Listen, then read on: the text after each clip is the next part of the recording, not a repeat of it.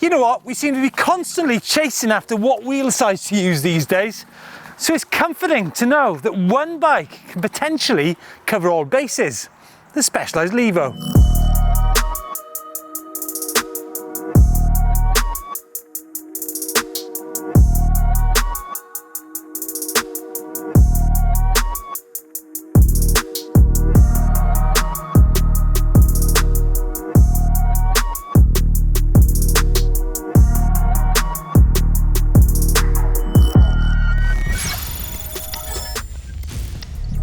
Right, one bike, a mix of wheel sizes and tyres, and a change to the geometry and maybe a new fork. We will see how we can affect the speed, the handling, and the dynamic ride of the Specialized Levo.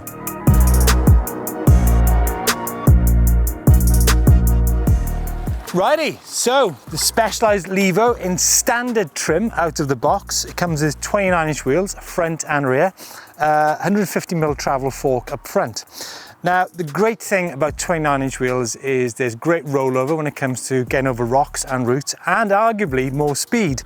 Now, in standard trim, the geometry, we're looking at the bottom bracket, which is 347mm, and the head angle at 66 degrees.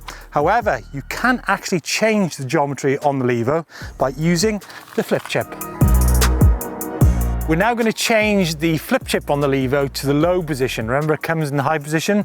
So we're simply going to take the shock out and change the flip chip round and lower it. Now remember, when you change the geometry of a bike, you're changing lots of things. Not only is it going to be the bottom bracket height and the head tube angle, you're also going to be changing the seat tube angle. So your weight distribution and handling on the bike is going to be radically changed. So that's going to affect the climbing and the descending.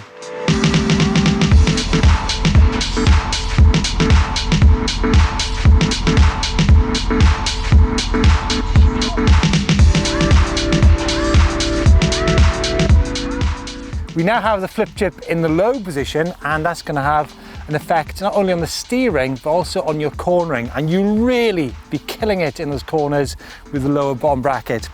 So remember, the height of the tyre is also going to have an effect on the bottom bracket height as well. So maybe if you put a 2.3 or a 2.2 on the back of the bike, that's going to have a similar effect to changing the flip chip position. Now, so far we've been talking about the static geometry of the bike, and remember, the suspension will have an effect on the dynamic ride of your bike as well.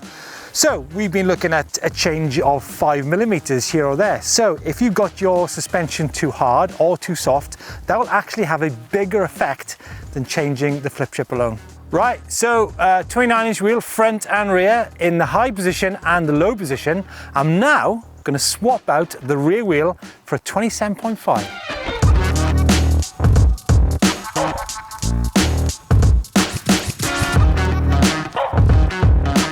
Right, so big changes have been made. I've now got a 2.8 Minion DHR2 on the back here.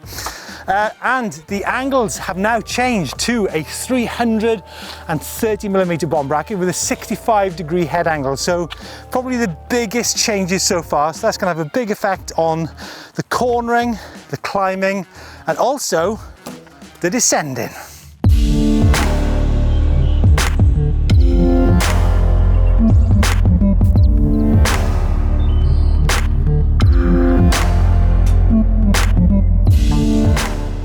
So remember, we've changed not only the wheel but the tyre, and it's a 2.8 tyre on there, so it's quite high, so that's going to have an effect on the bottom bracket. So if you put a lower profile tyre on the bike, say a 2.5 Assegai, that might make the bike a little bit too low. So in that case, you might want to change the flip chip up to the high position.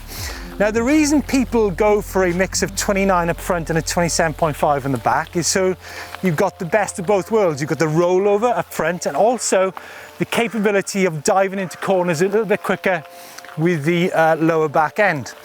Now, also, if you're a shorter rider, you can also get your bum over the back. You know what? I really like the way this bike handles with a 29, 27.5 mix on the bike. Remember, it's quite a tall tyre on the back there.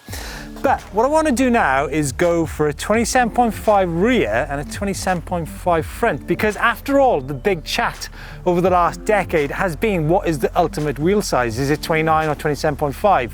Because I'd really like to see how the handling characteristics are on the Levo in the smaller wheel size.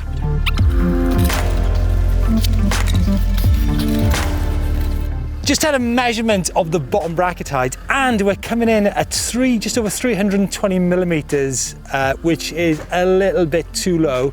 And that's with a 2.5 Assegai 27.5 wheel, remember, and a 2.8 Minion DHR on the back. 64.5 head angle, which is pretty cool, but I think that bottom bracket is a shade too low. However, I have a cunning plan, and it might involve a sausage and bacon roll. Enter the Zeb, 170mm travel, 27.5. So let's get this beauty slotted in. And here we have the man himself who might be able to do the magic. Viv, do you reckon you can help us out? Yeah, one. A Zeb fork. Cut it down? Yeah. Is that all right? Yeah, fine.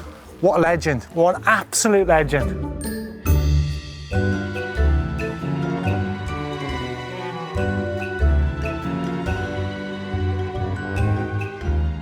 Right, so Viv Jones has been a legend. He's fitted the Zeb fork to the Levo, so I think now is the time to go and get measured up on the bottom bracket and the head angle.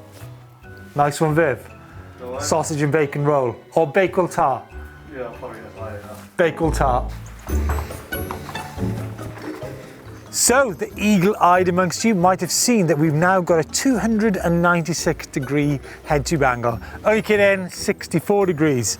And the bottom bracket coming in at just over 330 millimeters.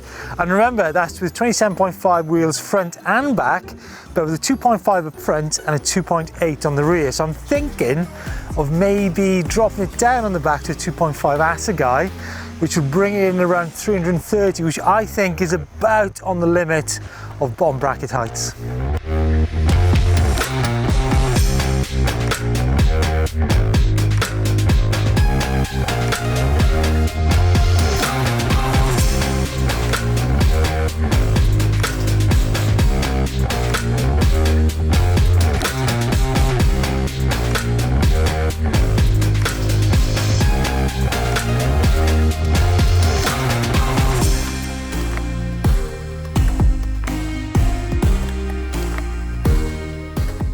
Well, I've got to say that having that 170mm travel fork up front is pretty reassuring when you're diving into rock and root sections. However, the geometry of the bike is significantly changed now. We've now got a bottom bracket height of just over 320 millimeters, which means you've got to be super careful where you place your pedals when there's rocks and roots around.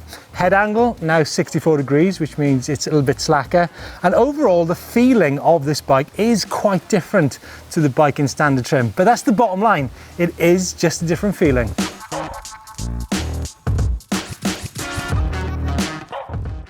Now what I'm thinking for the next step is to go to plus. Now what I mean by plus is 2.8 inch tyres or above. And remember, the first ever Turbo Levo only 5 years ago was called the Turbo Levo 6 Fatty, which had, I think it was a 2.8 or 3 inch tyres on it. So by swapping the front tyre out to a 2.8, keeping the 2.8 on the back, that's going to slightly raise the bottom bracket a touch. Plus, if we swap the flip chip out to the higher setting, that's going to give it a bottom bracket of around about 330 millimeters. And of course, the great thing about plus size tyres is that they're a very comfortable tyre to ride. So when you're riding through rocks and roots or maybe trail centre environments, they're actually pretty fast. You do need to be careful with the pressures on them. So if you're sort of my weight at 90 kilos, you need to be running about 20 PSI in them. But I think plus size on the Levo is a great option to look into. Which brings us back to where we started. So the Levo can be changed 6, 7, it can probably be changed a dozen different ways. We're not saying to go out and buy a load of different wheel sizes and different tyre combinations or even different forks, but at least it gives you an idea of just how versatile that Levo is. And also you might have an idea of what type of rider you are, so you can adapt the different components to suit your different riding style. Now, I really love the way that big hitting 170mm fork deals with rocks and roots, but I think I'm going to go back and swap it to stock 29-inch wheels front and rear, because as we approach the British winter, I think that those 29-inch wheels just offer that little bit more grip over the 27.5. But guys, let's know how you set up your Turbo Levo. Do you go 29, do you go 27.5, or do you ride a mix of wheel size? But let's know what tyre combinations you got as well.